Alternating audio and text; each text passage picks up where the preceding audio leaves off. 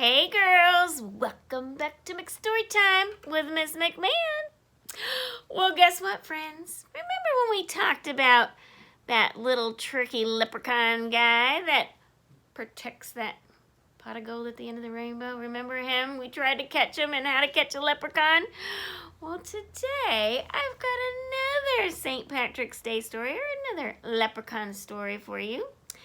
And it has to do with that lucky leprechaun and our good friend Pete the cat. And let's see, maybe Pete the cat can catch that lucky leprechaun. Well, we're going to find out in our story today. Pete the cat and the great leprechaun chase. And look, there's Pete the cat, and there's our beautiful rainbow, and there's that pot of gold at the end of the rainbow, and there's the lucky leprechaun protecting that pot of gold. Let's see if Pete the cat can catch our leprechaun today. I bet maybe he could.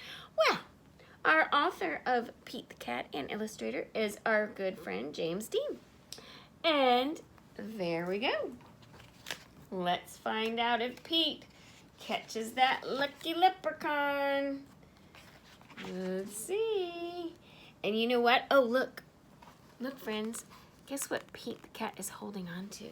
He's holding on to a 4-leaf clover. Or Miss McMahon has got a clover. She's got a 3-leaf clover on her head.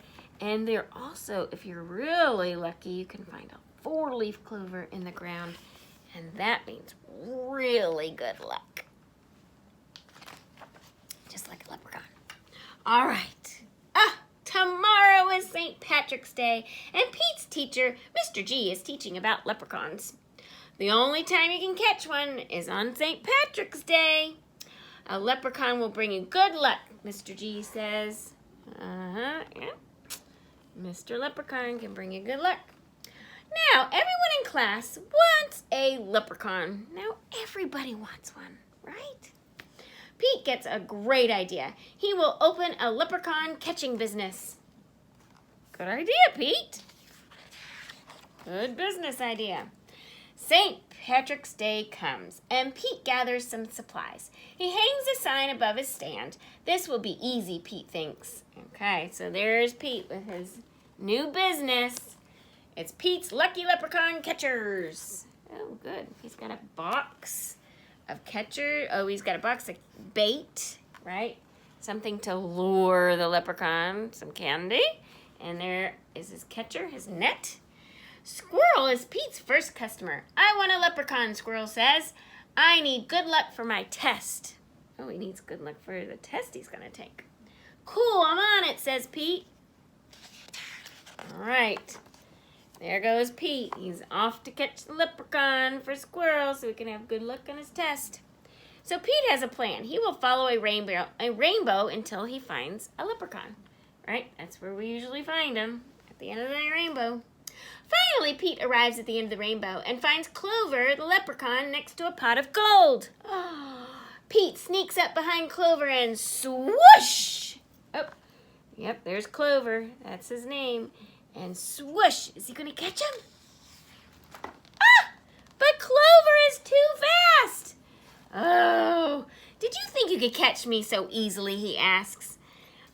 Once there was a cat named Pete who thought nabbing some luck would be neat. Then he happened upon a smart leprechaun who he'll find quite tricky to beat. Yep, right. Quite hard to beat a leprechaun. Clover disappears in a puff of green smoke, and Pete will need a new plan. Uh-oh. Yep, he's going to need a new plan. What is Pete going to do? That afternoon, Gus visits Pete's Lucky Leprechaun Catchers. I want a leprechaun, Gus says. I need good luck for my band recital. Pete says, I'll see what I can do. All right, so he needs some luck with his band performance. See what Pete does. Pete plans to lure Clover out with his music. He plays a jaunty song on his guitar, and before long, Clover dances over to Pete. Just a little closer, Pete thinks. Suddenly, Clover starts spinning around Pete, around and around, and Clover goes faster and faster. Oh, goodness, he's spinning around Pete. What is he doing? Oh, no. Clover wraps up Pete with the rope. Oh, no. Poor Pete. Look at him. And then he sings Pete another song. Pete has finally met his match, a crafty leprechaun he just can't catch. Well, he'll never win. He better give in or find something else to snatch. Ugh, that sneaky leprechaun. That evening, Callie visits Pete's lucky leprechaun catchers. I want a leprechaun, Callie says. I need good luck for my tennis match. Oh, she plays tennis. Says Pete. St. Patrick's Day is almost over. There isn't much time left to catch a leprechaun, but Pete won't give up yet.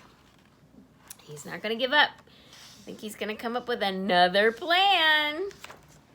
Pete sets a trap for Clover. Before long, Clover tiptoes up to the trap and sniffs the air. I love candy, he whispers, peering under the box. Ooh, look, Pete's setting up the candy trap. Oh dear, crash! Pete rushes over and checks underneath the trap, but it is empty. Oh no, Clover skips away. And he sings another little song. Pete has tried many a plot, but still I haven't been caught. And it isn't it dandy, I even got candy, while Pete ends up with squat, which means nothing. Pete has an idea. He follows the trail of spilled candy to Clover's secret hideout. Okay, so Pete has got one more idea. What is he going to do? Pete sneaks up behind Clover and swish! Oh, finally Pete catches Clover! Boy, does Clover look surprised, doesn't he? What is Clover going to do? Why do you want me? Clover asks. Well, I'm helping my friends who need some extra luck, Pete says. Luck doesn't come from having a leprechaun, says Clover. You and your friends have each other, and that already makes you as lucky as can be. Right? Really, having a leprechaun doesn't make you lucky. Having your friends is already lucky. Could Clover be right? Pete is one very lucky cat. A lucky cat doesn't need a lucky leprechaun, right? Doesn't need a lucky leprechaun. He's already lucky. So he lets Clover go. Says bye-bye.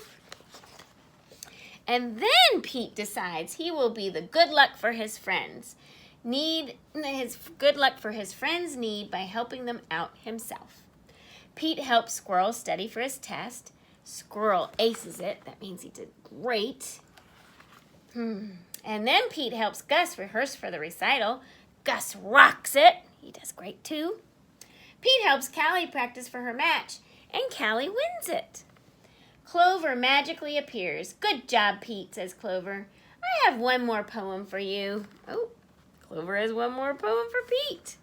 Pete was a very special, kind friend to his friends to help them out, give them what they needed, right? Here's our last little ditty. While Clover played hide and seek, Pete learned something unique. The luck that you make beats luck that you take any old day of the week. Right? Happy St. Patrick's Day. Yes, there you are, Mr. Clover and Mr. Pete. He is right. Pete learns something unique. The luck that you make beats the luck that you take any old day of the week. All right, little lucky friends. I hope you have a wonderful St. Patrick's Day. And I will see you later. Bye-bye.